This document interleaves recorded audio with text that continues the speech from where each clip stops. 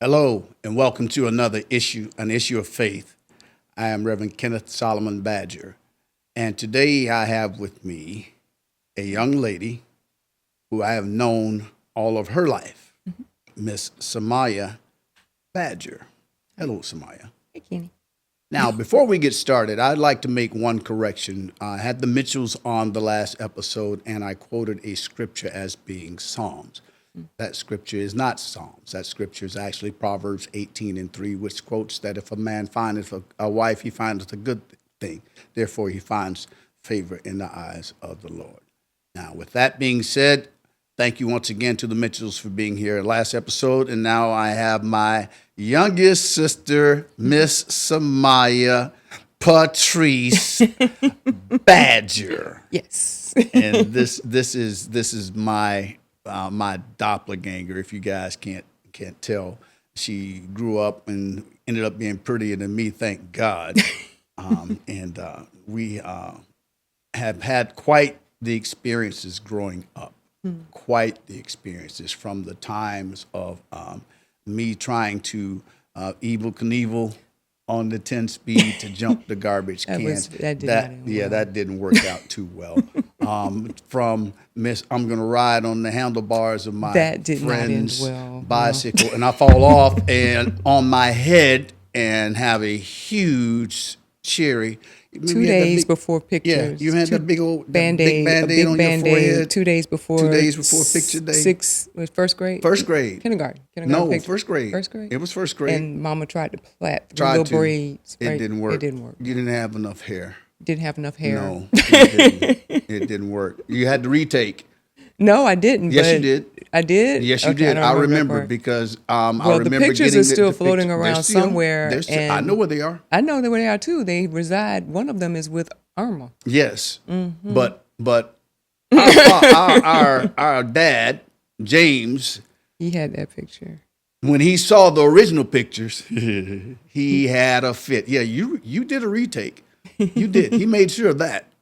I was happy though. I was happy with my big Band-Aid. Right and the man had that big Band-Aid across the top of your head. With all of that being said, I mean, we had the interesting childhood. We did. We had interesting childhood. We had some really interesting neighbors. Yes. And which made us as children bond to each other, especially you and I, because we were so close in age. My older brother, he was always out and about into some type of mischief. Our older sister had gone off to college, so that left you and I and the dog. Yeah. Sissy. Me, you, and Sissy. So we formed quite the bond.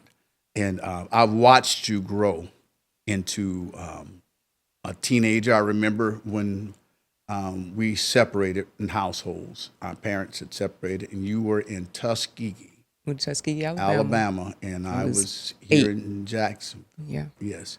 And you decided to take up ballet. Yes. And it was Mama wanted me to play. I started piano lessons, which I loathed. Mm-hmm. And then she wanted me to, I wanted to play flute. Mm-hmm. Didn't get the flute. Got a recorder though. I can still do, rest. That's all I remember. And then she wanted me to take gymnastics. Mm-hmm. I wanted to take ballet. So she takes me to the place for the gymnastics, and the gentleman looks at me. I am 8 years old. I am 5 feet tall. That's right. So some things never change. Some things never change. Mm-hmm. And he looked at Mama and he said, "Well, how tall is her father?" And because Mom's 5'7". Right. And he's like, "Well," she's like, "He's like 6'5". Mm-hmm. He's like, "No." So she took me to ballet class, and I joined Tuskegee Ballet with Miss Diane Robinson, who was from Tuskegee, Alabama. But she danced with Alvin Ailey. Alvin Haley. Yes. The Harlem Dance Theater. She actually taught some classes to Debbie Allen and Felicia Ayers Allen. And if I'm not mistaken, she is still alive. But she introduced ballet to young Black women, and she came home for us because when she danced in Europe, she could never dance as a member of the company that she was with, because she had to dance as a guest because she was Black. Yes. and I never wore pink tights in my life until I moved to Atlanta and took classes there with the class because everything was flesh tone, Yes. black leotards, and she remember. dyed. Her mother actually dyed our tights to match our skin tone. We did not dance in shoes at the beginning because found out later we didn't have the money for them. Right. And my first pair of point shoes were hand-me-downs as well. So, but I remember her and her taping her feet, you tape your feet. I still have tape burns on parts of my feet. Yeah, and, I remember that. But yeah, you tape your feet so you can dance the balls of your feet.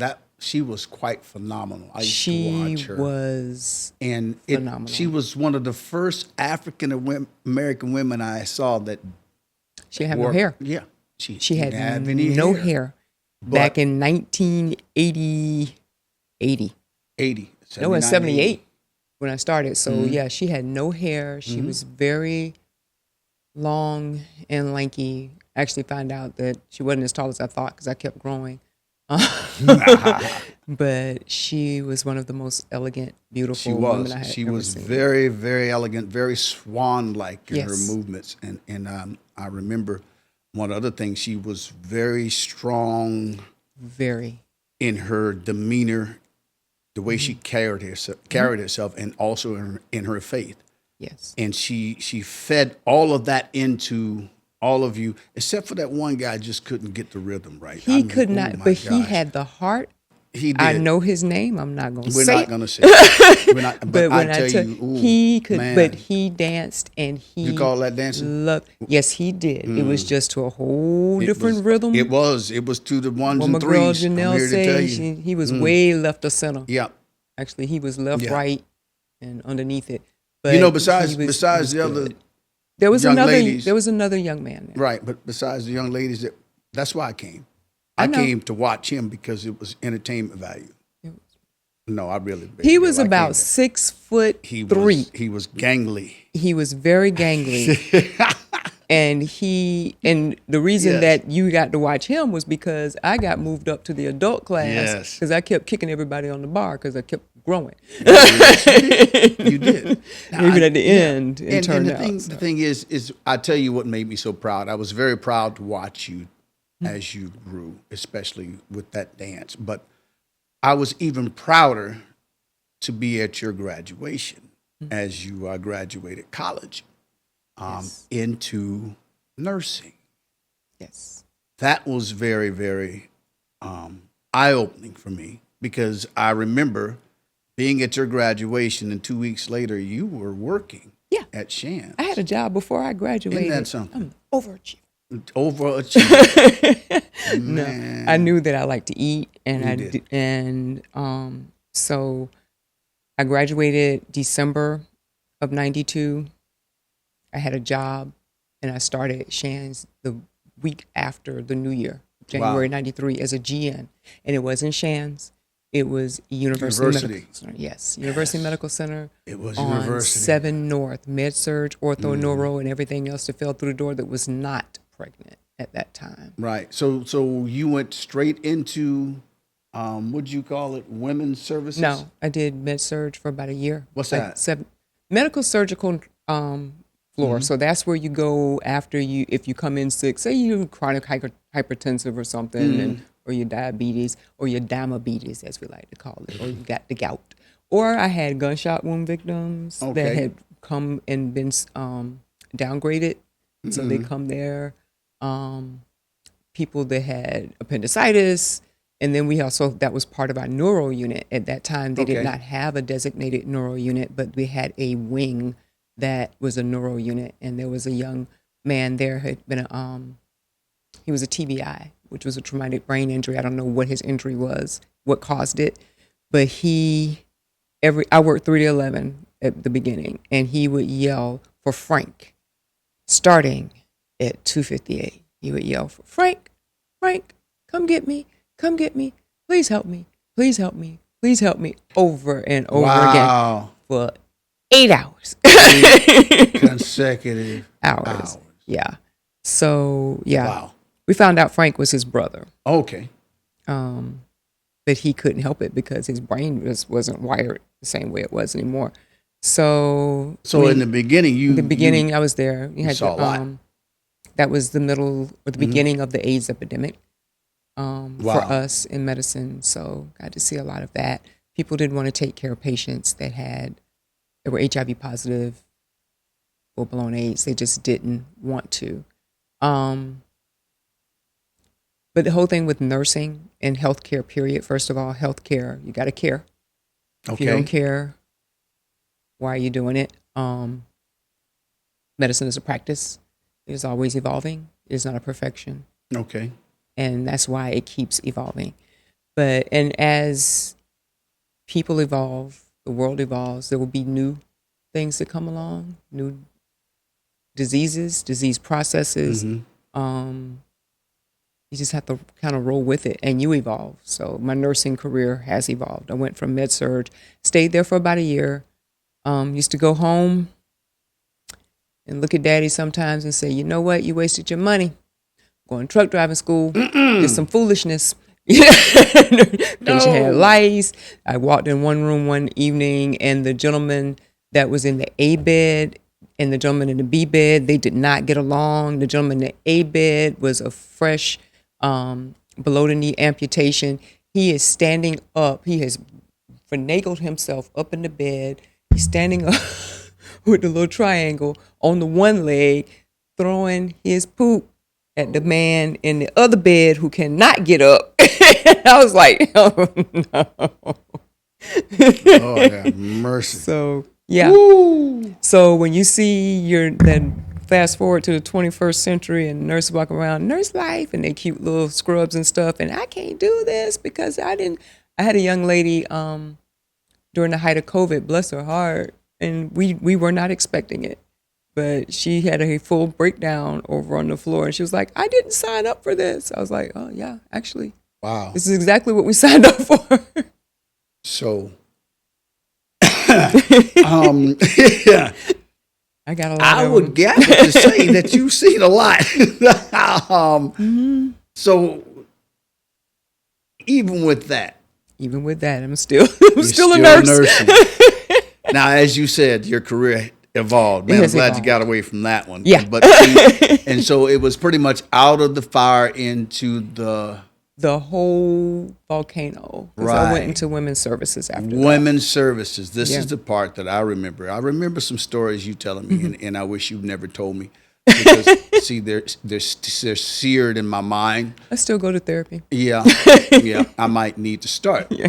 So, women's services, basically labor and delivery. We were talking. It's a lot more, but go ahead. But I know labor and delivery we were talking about. Yeah. Because I know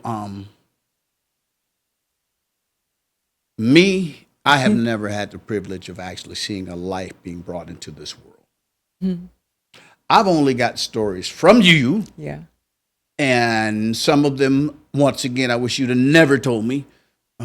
Some I'm very entertained about. But it's not always life coming into the world. No. So how does your faith get you through those times when that child is not coming to the world? Giving praise for life. That's hard. Everybody thinks that when you say I do women's services at labor and delivery, they think, oh, you get to play with babies. Well, no. That would be, working in preschools. Okay. Even your nursery nurses we don't play with babies. Women's services is not for everybody. That's why nursing is good to have different fields. Everybody has their niche. Our mother is a behavioral health nurse. Could not do that. Our sister, she did like long-term care placement type stuff with more on the insurance side. Right. Definitely can't do that. But for women's services in labor and delivery, you get to be a nurse, a sister, a caregiver as far as mental, emotional, and spiritual. Wow. And sometimes babies do not make it. Sometimes mamas do not make it. Wow. And when you think about in labor and delivery, if a woman dies, Wow. that's a young woman. And women do still die in childbirth. Babies do still die full term.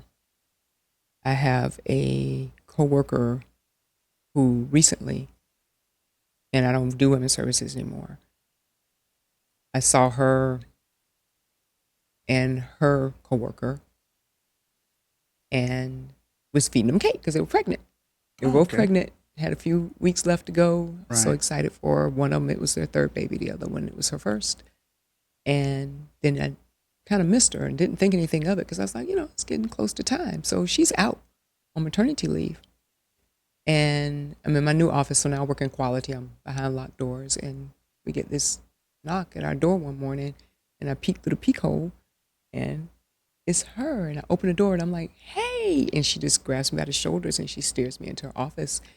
And I'm like, what? She's like, it's my first day back, and my baby died. Oh, my gosh. She said, my son died. Wow. And she's like, I'm okay. I said, no, you're not. And she was weeks from delivering. Mm-hmm. I don't know what happened. Still don't know what happened. Didn't ask her. Just told her, you know where I am. Let her cry with her, and prayed with her because that's hard. And she's a doctor. So she had to go and she didn't work in women's services, but she had to go back to work to care for other patients while she's still trying to heal from losing her child, her first child. First child. And I actually thought about her just randomly the other morning. I'd wake up and do my devotional. And I was just thinking about her because everybody always thinks about moms during that time, but they forget that dad's dad. She had a whole husband. Yes. So they lost not just their baby. When you have a baby, you're pregnant, and you're thinking about, you have all those dreams. You have planned that child's life until they put you into a nursing home. So all of those hopes and dreams are gone, not just for him, not just for her, but for him as well. And we forget about that in those situations. Working in labor and delivery, I got to meet dads and moms and grandparents, and so that whole family dynamic. Right. When they are missing a whole piece. And you spoke of our sister. We have a sister who is also a nurse. Mm-hmm. Our mother is a nurse. Mm-hmm. You're a nurse. And I must say, in watching all of you, you all perform differently. Yeah. But each of you have a foundation of faith that has kept you going. Definitely. And especially watching you in the fields that you've worked in, I understand why God has placed you there. I didn't understand it first. I'm glad somebody did, because I was like, how did I end up here? We never understand exactly why we are here in the beginning, but as we get older and we continue our faith walk and we run into people and we have those type of situations, it was preordained for you to be there at that particular moment. time. That was supposed to be at that new job, in that new role. Right. At that moment. Now, once again, in your evolution as a nurse, I remember you calling me one day and you said, I need you to make sure that you are washing your hands. There is a strand of a virus out there that we don't know how to control. Can't control it either. This is when you actually went into... I was in infection prevention for 10 years. Infectious just in time disease for... control. Just in time for COVID. Yeah, I had been doing it about seven years. 8 years when COVID hit first round. Yeah. First round. Yeah. Yeah. So walk me through that, because I tell you, that was not just a thing that it's a game changer. Had this country. It's the world. It's a pandemic. pandemic. Worldwide. And there was nothing that we as human beings could do to stop it. So Mm-hmm. if you think back, or Yeah. when I think back, because what he has not, you forget, I'm a science geek. This isn't the first time we've Right. encountered something like this, but it's the first time that we've been in a world where we have technology to be able to broadcast it and see it happening in other places. Real time. So H1N1, the first time around, the virus that took out with World War II. Say what? Come again? Yeah, is it 2 or 1? Don't let me But get it it wrong. was- It was it was- the flu. It was the flu, killing young soldiers left, right, and sideways. They'd be fine. 12 hours later, they're dead. And it happened in clusters because every time they send somebody out, they bring it back, and then it would die down, then they send it out, and then bring it back. So H1N1 virus was, it ran through our country as well. Yeah, that was not a fun time. But COVID was definitely a game changer. One thing about viruses, they do not discriminate race, creed, color, or religion. Absolutely it not. makes no difference. Absolutely Viruses not. are very, very, very intelligent.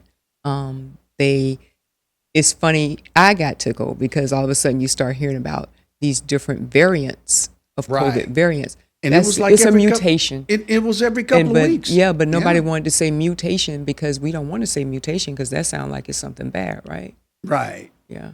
But viruses are made to mutate. That's their They whole did a good purpose. job. They do a very good job. I'm They here to tell you. mutate, they replicate, they hold on. But we have hand washing, hand hygiene, which is the first that's the foundation of infection control, period.